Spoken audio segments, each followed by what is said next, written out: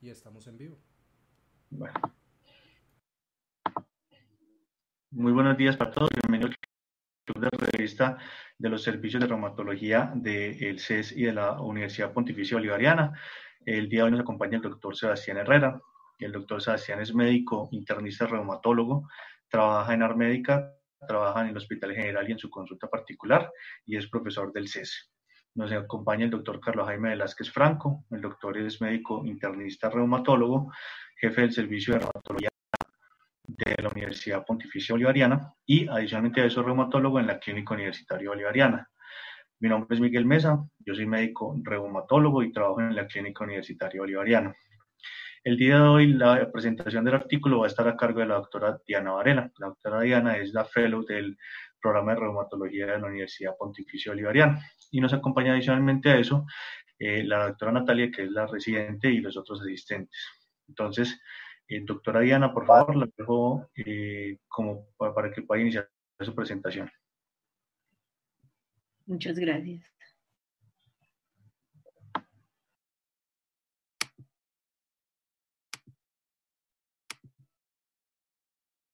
Listo. El artículo que vamos a ver hoy es la continuación versus el desmonte de glucocorticoides después de lograr una baja actividad de la enfermedad o remisión en los pacientes con artritis reumatoide. Este es un estudio controlado, aleatorizado, multicéntrico, doble ciego.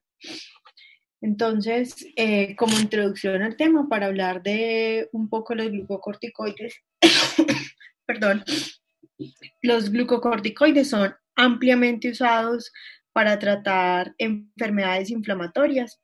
La prevalencia del uso de glucocorticoides está estimada entre el 0.9 y el 1.2% en los países desarrollados y tiene una mayor prevalencia en los pacientes mayores de 50 años. El uso de glucocorticoides por largo tiempo está asociado con varios efectos adversos, entre ellos se incluye la osteoporosis, las cataratas, las complicaciones cardiovasculares y las infecciones. El desmonte de esteroides generalmente se recomienda para evitar o para reducir el riesgo de estos efectos. En cuanto a las guías de manejo de artritis reumatoide, se aconseja disminuir los glucocorticoides a bajas dosis en el menor tiempo posible.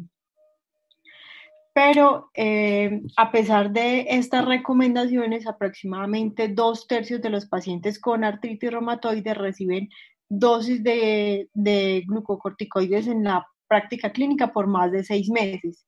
Y la descontinuación ha sido reportada alrededor de un 35%. El desmonte debe ser hecho de una manera cuidadosa para evitar una recaída de la enfermedad, una insuficiencia adrenal y el síndrome de retiro de esteroides, el cual puede ser una condición que amenaza la vida. En cuanto a la estrategia de desmonte de glucocorticoides, basado en la evidencia, realmente no se ha desarrollado para la artritis reumatoide y tampoco hay un consenso pues a nivel mundial para desmonte en otras enfermedades. Este estudio, que es el estudio CEMIRA, es el primer estudio que es riguroso, que es aleatorizado, que es doble ciego, que es diseñado para investigar el esquema del desmonte de esteroides y que se compara el uso de bajas dosis en forma prolongada versus el retiro completo.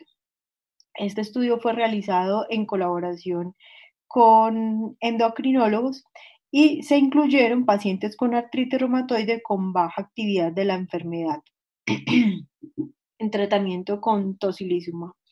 Y la prednisona que recibían era de 5 miligramos por día en el momento de la inclusión. En cuanto a los materiales y métodos del estudio, en cuanto al diseño del estudio y los participantes, fue un estudio, pues, como decía, multicéntrico, que tenían 2 brazos que eran incluidos de forma paralela, que era doble ciego y que era controlado con placebo y fue aleatorizado. Este estudio inició el 21 de octubre del 2015 y finalizó el 20 de febrero del 2018. Incluyeron 39 centros de 6 países diferentes, de los cuales Alemania aportó el 50%, que fueron 20 centros, Francia 5, Italia 3, Rusia 5, Serbia 5 y Túnez 1.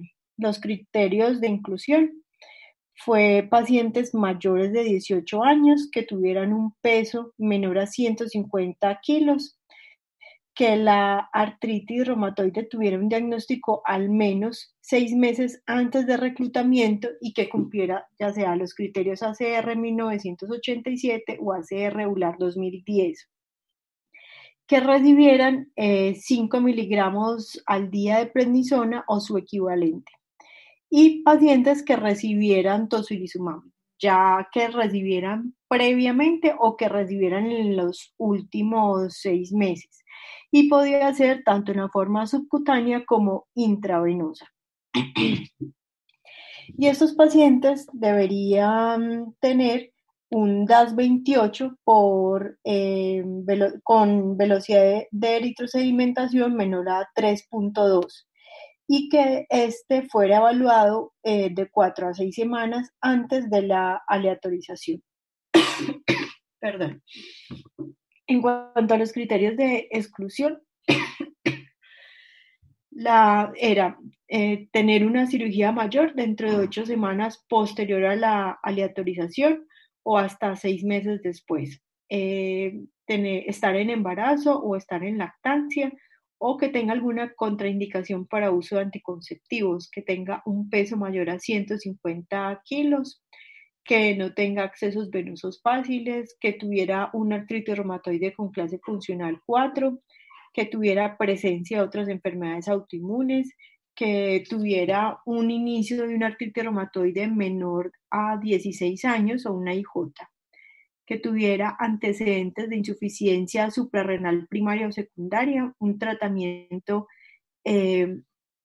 previo con cualquier otro fármaco que no fuera tocilizumab en las últimas 4 semanas o 5 semividas del fármaco, que tuviera un tratamiento previo con terapias de depresión celular, uso de inmunoglobulina, plasmaféresis en los últimos 6 meses, que utilizara glucocorticoides intraarticulares o parenterales dentro de los últimos 6 meses, que usara glucocorticoides ya sea orales o parenterales para otras condiciones diferentes a la artritis reumatoide por más de una semana en los últimos meses, que tuviera también inmunizaciones con vacunas vivas atenuadas en los últimos 30 días, cualquier resultado de laboratorio normal, que tuviera una infección previa, hepatitis B o C o cualquier otra infección que contraindicara como tuberculosis, y que tuviera historia de abuso de alcohol, drogas o químicos. En general, esos fueron todos los criterios que utilizaron ellos. Entonces, hasta aquí los profes quieren decir algo. ¿Tienes alguna opinión de esos criterios de inclusión?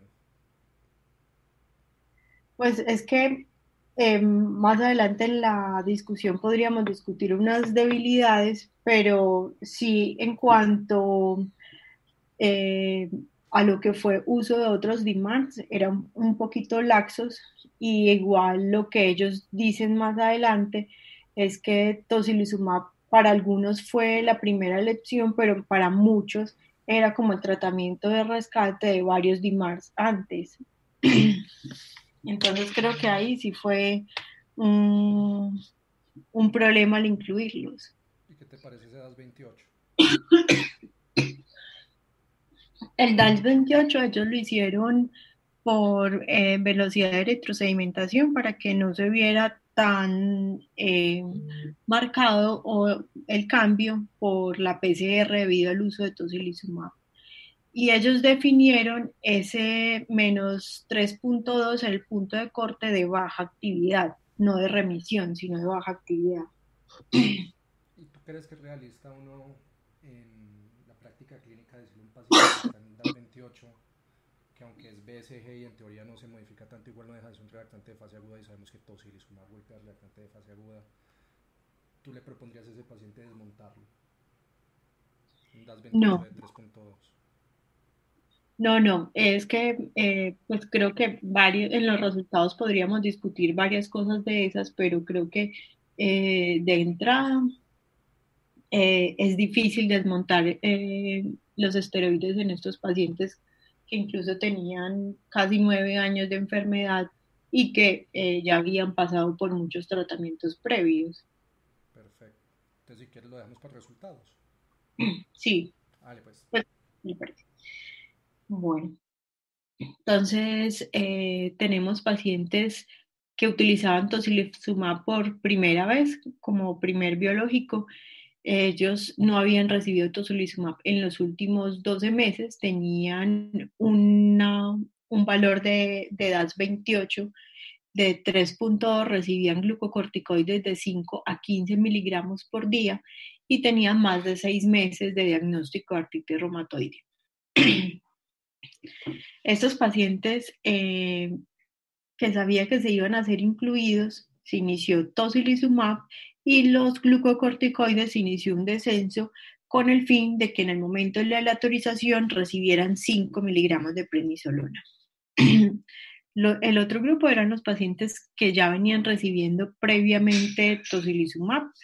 Ahí hay un punto y es que no aclaran, algunos pudieron venir recibiendo tocilizumab desde hace muchísimo tiempo. Estos pacientes tenían un bajo nivel de actividad de la enfermedad, tenían un DAS 28 por BSG menor a 3.2 y recibían 5 miligramos de prednisolona. Ellos también venían recibiendo otros DIMARS convencionales y que estos debían haber estado estables en la dosis en las últimas visitas. Y tenían un diagnóstico de artritis reumatoide de más de 6 meses de duración. Entonces, estos pacientes que tenían un bajo nivel de actividad se aleatorizaron y se empezó el esquema de glucocorticoides para que partieran todos de 5 miligramos después de 4 semanas de aleatorización y el tocilizumab que tuvieran más de 6 meses de uso. Y aquí está el esquema que ellos utilizaron. Está el que tenía una dosis continuada de prednisona, que recibieron siempre 5 miligramos, y prednisona en desmonte, que empezaban en 5 miligramos, pero luego de la semana 0 a 4, 1 miligramo de prednisona era reemplazado por placebo, perdón. De la semana 4 a 8, 2 miligramos eran reemplazados, de la semana 8 a 12 se reemplazaban 3, y así sucesivamente hasta la semana 16 ya todos estaban recibiendo 0 miligramos de prednisona, o sea, tenía un desmonte total. Estos pacientes fueron aleatorizados en 1 a 1 y siguieron todo el segamiento, pues cumplieron con todo el segamiento durante 24 semanas. Bueno, el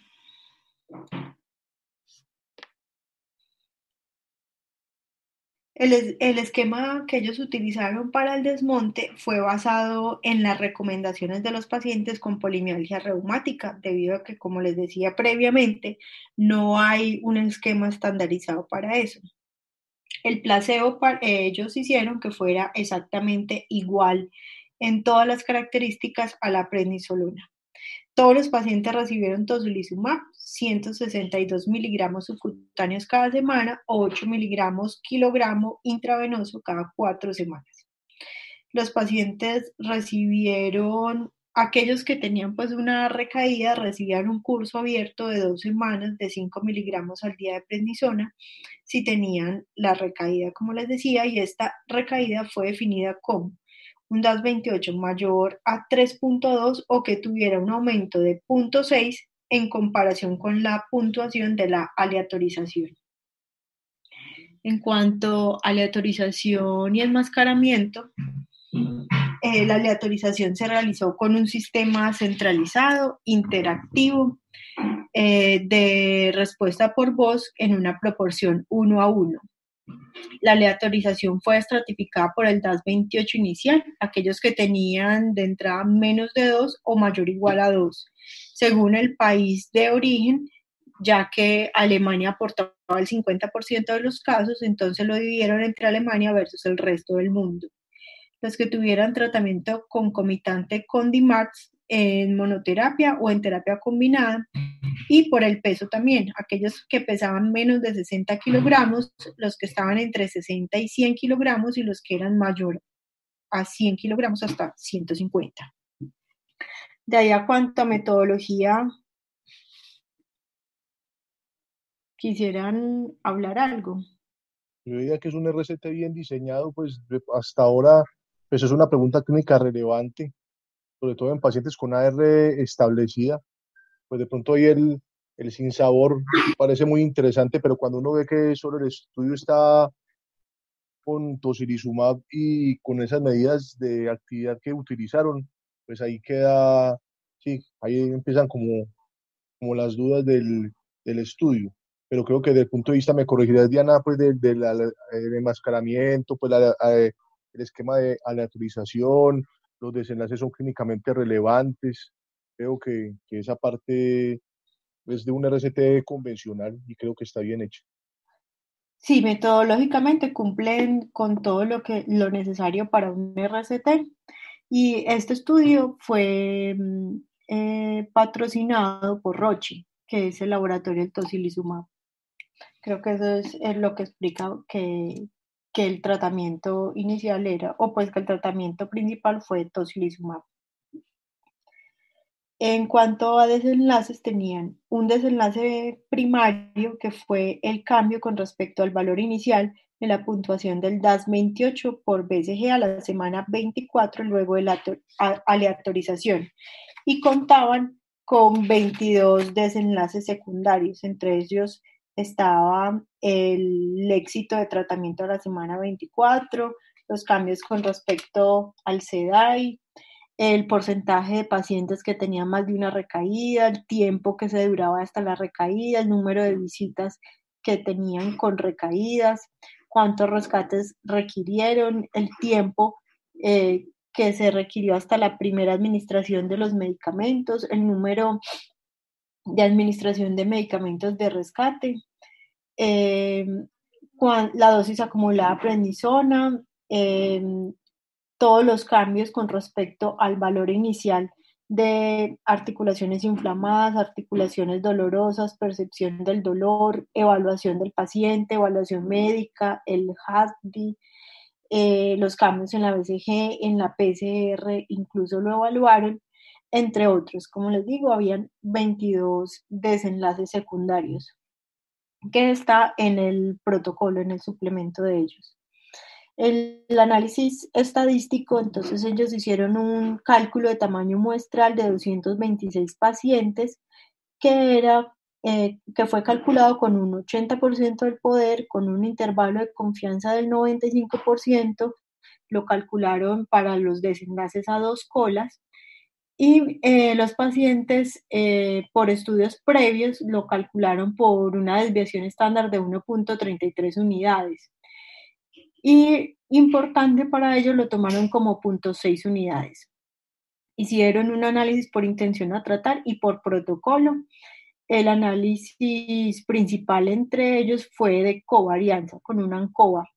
También hicieron análisis de eficacia secundaria, que era realizada por un modelo de regresión logística. Y el primer análisis de tiempo de recaída fue analizado por un Kaplan-Meier.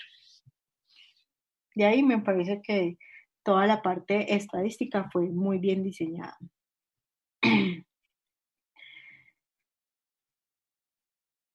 En cuanto a los resultados, o no sé si los profes quieran decir algo de la parte metodológica de estadística. Perfecto. Entonces, como resultados, entre el 21 de octubre del 2015 y el 9 de junio del 2017, 421 pacientes fueron evaluados, de los cuales 259 fueron incluidos, que era un número incluso mayor del tamaño muestral calculado. De ellos, el 77% eran mujeres y el 23% fueron hombres. Tenemos la tabla 1. De estos 131 pacientes pertenecieron entonces al grupo del desmonte de prednisona y 128 fue los que continuaron la prednisolona. Tenían una edad promedio de 54 años. Aquí no está escrito el tiempo bueno, el número de porcentaje de mujeres pues era muy similar a lo que se reporta en la literatura. El porcentaje de la raza, como es esperado en esos países, era en su mayoría caucásicos. El 50% provenían de Alemania. El peso fue pues en general distribuido, pero el que contaba con un mayor peso era entre 60 y 100 kilogramos. También el estado de fumador, la mayoría no eran fumadores. En cuanto a duración de la enfermedad, tenían un promedio de 8 a 9 años. El DAS28 en promedio fue de 1.88 y de 1.95. CDAI también eran muy igual, SDAI era muy igual, y tampoco habían pues unas diferencias marcadas en cuanto al conteo articular, tanto dolorosas como inflamadas. En cuanto al uso de tratamientos previos biológicos, estos pacientes que era del grupo del desmonte de prednisona utilizaban mucho más biológicos con respecto a los que continuaron la prednisona. Y los DMARDs eran más utilizados por los que continuaron la prednisona, pero pues aquí sí no había una gran diferencia estadística, aquí sí es casi del 10%. En cuanto a tocilizumab, el 30% o 33% de ambos grupos lo recibían como monoterapia y en combinación fue la mayoría, más del 60%. La mayoría también utilizaron tocilizumab subcutáneo y nada más. Pues, tenía una pregunta para Sebastián, porque eso me llamó la atención, pues es un porcentaje marcado de uso de subcutáneo. Yo pues, digamos que yo por la comodidad de la administración, etcétera, siempre he preferido la parte venosa. A Sebastián cuando le gusta utilizar tocilizumab subcutáneo. Profe, yo creo que tengo el mismo sesgo suyo. Yo, en parte desde el punto de vista de comodidad, y más que a veces hay entidades de salud que no le entregan el medicamento al paciente, prefiero el venoso, pero es por comodidad. Realmente el subcutáneo tendría que ser un paciente muy entrenado y que de esas pocas EPS que les entrega y son muy poquitas, porque es que uno poner a un paciente a que vaya cada semana, 2 veces al mes a reclamar el tocilizumab, cuando nada más es una infusión una vez al mes. Yo generalmente el tocilizumab subcutáneo lo uso más en artritis de células gigantes, pues, pero no tanto en AR. Pero creo que es por esa misma parte de comodidad. Sí, lo otro es también pues, que de pronto sea importante lo del peso, pues que cuando uno calcula el peso y le da más de 600 miligramos, pues uno ahí sí, pues por la farmacodinamia, pues tocaría pasarlo a subcutáneo, pero sí, Totalmente. eso es sí, tenemos la misma percepción entonces, porque es pues demasiado marcado la preponderancia o algo, habrá algo en los regímenes de salud que hace que sea de pronto la primera opción subcutáneo, no lo sé. no sé, profe, creo que muchos de los hospitales funcionan con hospital día, pero no sé si eso influirá allá. Y lo otro es que también el porcentaje pues, de uso de biológicos es muy alto, ¿cierto? Pues digamos que en general en las cohortes, en general pues uno aceptaría 10 hasta un 15% pues, de uso de biológicos, pero cifras de 38%, 20-30% pues se me hacen elevadas. Si no es lo que uno esperaría, pues uno diga, bueno, aseguradora es que el 30% de mi cohorte tendría que ser ya centros de remisión Pues, pero no es la cohorte usual 30% biológico, no.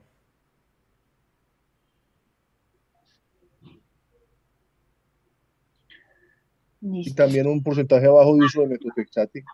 Eso pues siempre es posible pues que también hay que tener en cuenta la intolerancia pues o los efectos adversos graves que origen en la suspensión, pero sigue siendo un porcentaje bajo. Sí, señor. Bueno, en cuanto al desenlace primario, entonces el cambio para ellos en DAS28 fue de 0.54, con un intervalo de confianza de 0.35 a 0.73, en el grupo de los pacientes que tuvieron desmonte de prednisona. El cambio en el DAS de los que continuaron fue de menos 0.08, que el intervalo fue entre 0.27 y 0.12. La diferencia fue 0.61. Vamos a ver aquí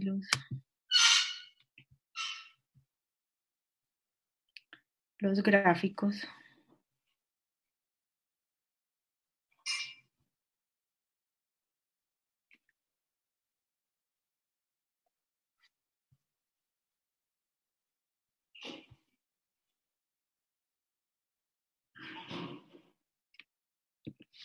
Aquí está. Entonces, el 77% de los pacientes continuaron con prednisona, no presentaron recaídas, versus el 65% de los pacientes con desmonte. Esto tenía un RR de 0.83 con un intervalo de confianza entre 0.71 y 0.97, es decir, que disminuyó un 17% con respecto a los que suspendieron las recaídas, pero esto iba entre un 3% hasta un 29%, es decir, que la reducción absoluta del riesgo fue de un 12%. El cambio en el SEDAI, no sé si para ustedes ese resultado, que es el resultado principal que los lleva a pensar, profes.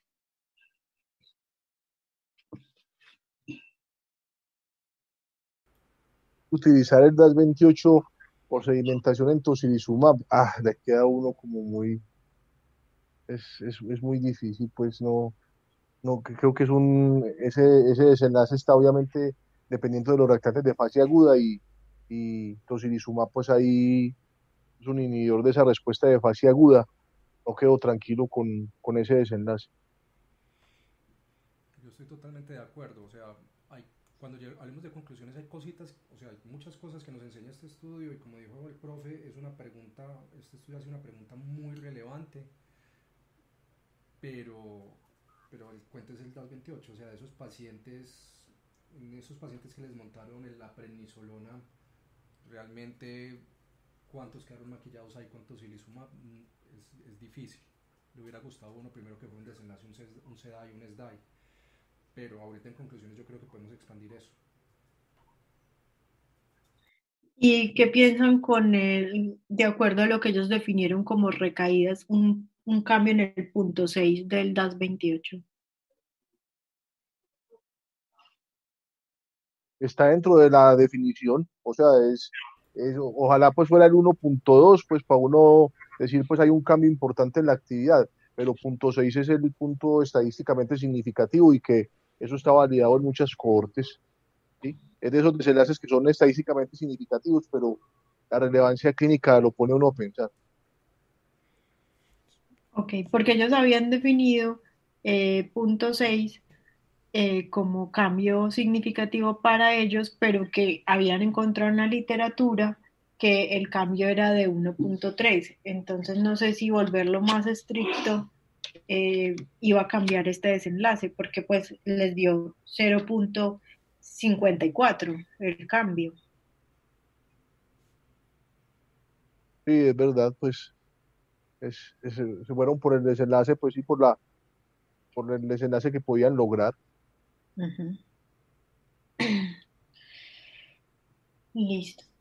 Entonces, en cuanto a los desenlaces ya secundarios, el cambio en el SEDAI fue el mayor en el grupo de pacientes con desmonte versus en el que continuaron, que fue de 2,34, que tiene un intervalo de confianza entre 0,66 y 4,2.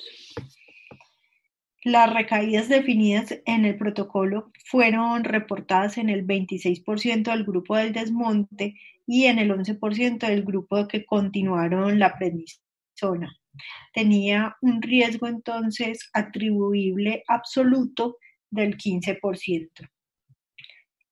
La probabilidad de los pacientes de estar libre de recaídas a las 24 semanas fue de 0,78 para el grupo del desmonte versus 0,91 para el grupo que continuaron. Aquí está el Kaplan-Meier que lo muestra así. El HR para esto fue de 2,77 con un intervalo de confianza entre 1,47 y 5,25.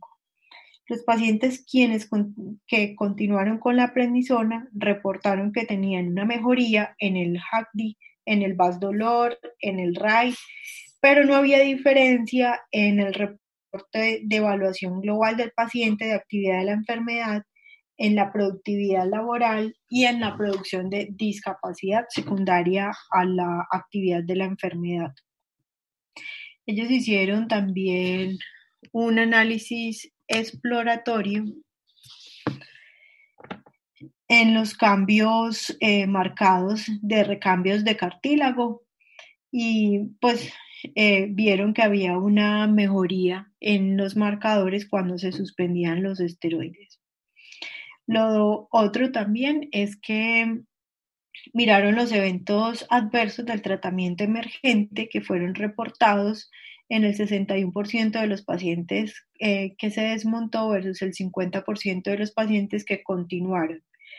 Los efectos adversos relacionados exclusivamente con tocilizumab eran 24% para los pacientes con desmonte y 15% para pacientes que continuaron. Y el evento adverso más frecuente fueron las infecciones. En cuanto a esto que fue el análisis estratificado que ellos habían hecho al inicio, pues no había ninguna diferencia entre los subgrupos.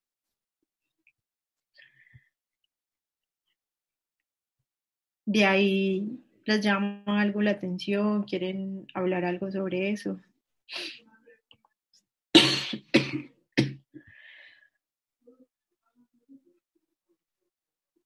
Digamos que es como desenlaces pues que son subrogados y pues y que uno sí supone obviamente que con el desmonte va a haber un impacto menor en el recambio óseo, pues, pero realmente también otro de los bemoles es el tiempo del estudio, pues que Sí. los desenlaces clínicamente relevantes, pues que uno le interesarían del glucocorticoides, pues antes de 6 meses es muy difícil como evaluarlos, pues. Entonces, digamos que son desenlaces, pues, sí, como subrogados que no, realmente pues no se hacen como en la práctica diaria. Exacto, profe. Pues para entrar un poco entonces en la discusión, pues lo que aporta el estudio es que es realmente el primer estudio de tipo RCT que con un diseño metodológico muy bueno para desmontar esteroides que no tienen pues un protocolo claro para los pacientes que tienen un uso estable de biológicos. Para ellos, pues en este estudio encuentran que mantener el esteroide da un mejor mantenimiento de la remisión de la enfermedad o de la baja actividad de la enfermedad y que la diferencia absoluta que encontraron entre el uso y el no y el retiro era del 12%. El NNT que calcularon fue de 8, pero es un estudio que presenta algunos problemas para poder hacer este tipo de conclusiones.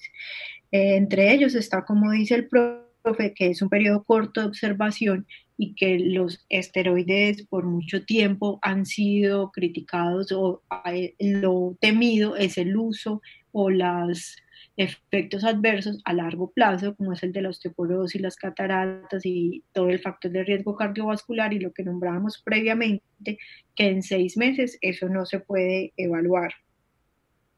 No hay un significado clínico entre, pues, por ejemplo, de estos eventos adversos que ellos observaron precisamente por el tiempo.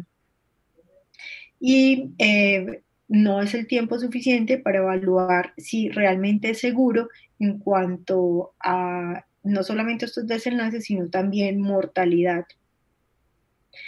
Hay otros estudios cross-sectional que ellos nombran ahí, que sugieren que los pacientes con artritis reumatoide y uso de dosis bajas de esteroides, 5 miligramos al día, más o menos el 48% tienen una insuficiencia relativa y que no permite el desmonte de los esteroides.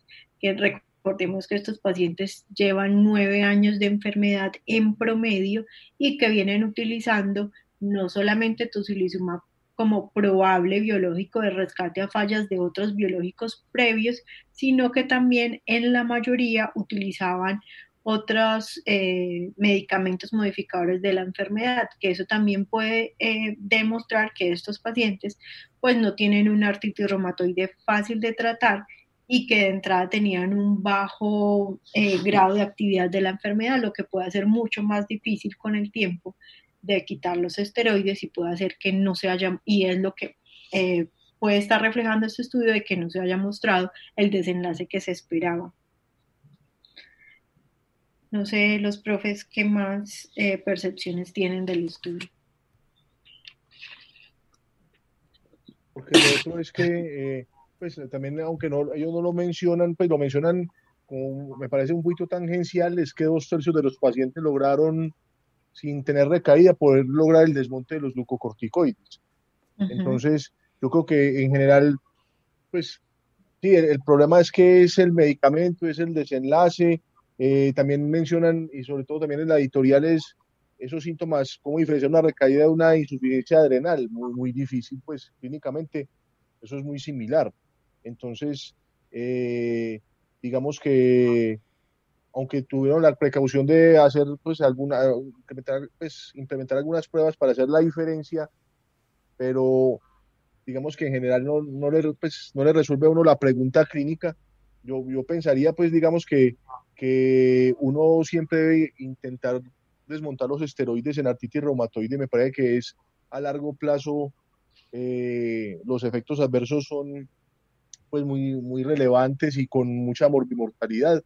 Pues uno lo intenta y lo puede hacer. Pues digamos que siempre uno piensa que no, digamos que el argumento para no hacerlo es que uno no tiene prednisolona y 1 miligramo, pero digamos que por la nueva resolución pues del POS y todo eso, pues a uno se le ocurriría así pensándolo de manera muy, muy global, es que la metilprednisolona, el Medrol, que ya está en el POS, viene de 4 miligramos y es una tableta ranulada por 4. Entonces uno puede hacer un desmonte de 1/4 y está haciendo un desmonte de 1 miligramo. Pues uno lo podía intentar.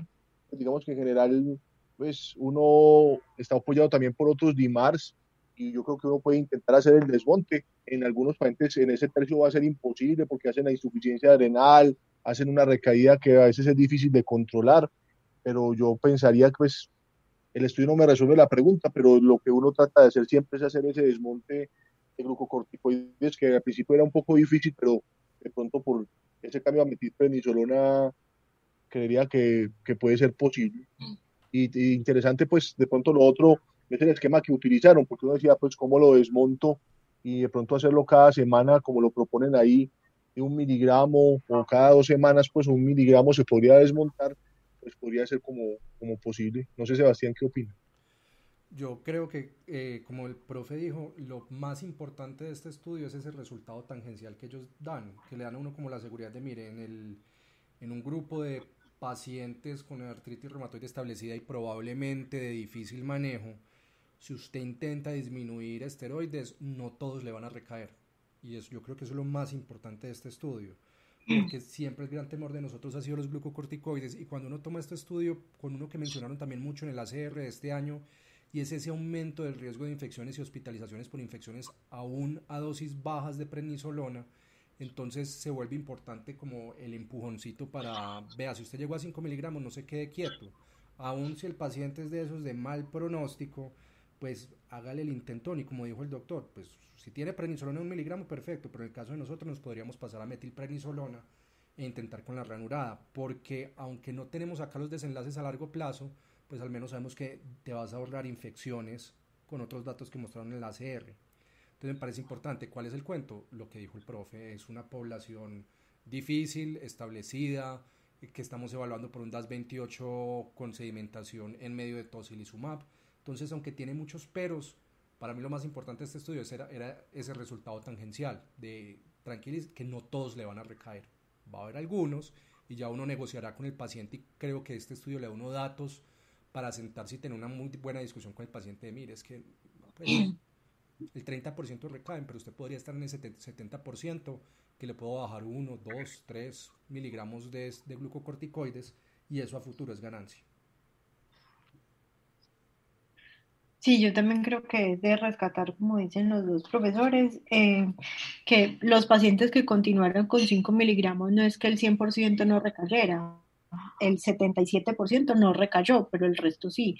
Y de los pacientes que se les quitó del todo, se logró el desmonte completo de esteroides, el 65% no recayó, y creo que ese 65% es muy importante porque es un 65% de los pacientes que van a evitar a largo plazo todos los efectos adversos conocidos de los esteroides. De acuerdo, o sea, obviamente uno siempre le gustaría que el 100% no recaiga, pero obviamente en este grupo era esperable, o sea, en este grupo uno Sí, sabía, sí. antes de hecho uno dice, uy, ¿cómo se metieron con esta gente para desmontar el esteroides? Yo hubiera escogido más bien una artritis reumatoide temprana, sin erosiones, de 6 meses de duración máximo, porque en este grupo sabíamos que iba a haber recaídas. Entonces uno lo tiene que ver más por ese lado, es un grupo muy difícil y un gran porcentaje no volvió a recaer, entonces de esa Sí, forma creo que es mucho más llamativo. O sea, como lo escribieron no parece tan llamativo, pero cuando tú lo rescatas de esa forma es un estudio que es muy llamativo, y como dijo el profe, una pregunta muy importante. sí, señor. Es como una invitación a evitar esa inercia terapéutica, pues de uno, es muy fácil uno seguir nada más mandando una tarifica de prednisolona, pero uno puede intentar hacer el desmonte. Sí, señor.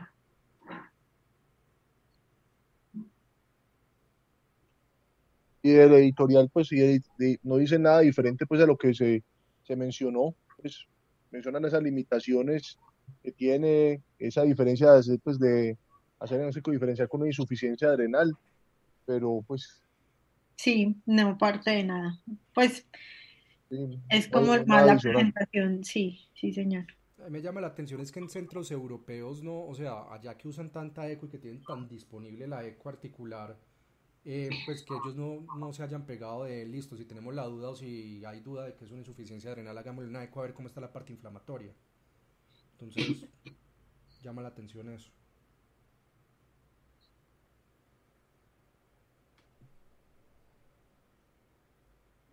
Sí, señor.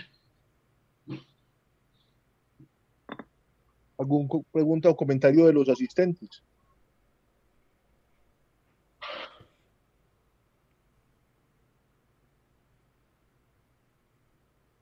Creo que no, profe. No, doctor. Perfecto. Muchísimas gracias, muchas gracias por los aportes que son valiosísimos. Gracias, Sebastián. Muchas gracias también por la discusión siempre interesante. Y bueno, si no hay ninguna otra pregunta o comentario, si están de acuerdo, pues creo que podemos dar por terminado el club de revistas. Feliz noche para todos. Perfecto, feliz Muchas noche, gracias. hasta Buenas luego. noches. Feliz noche, muchas gracias.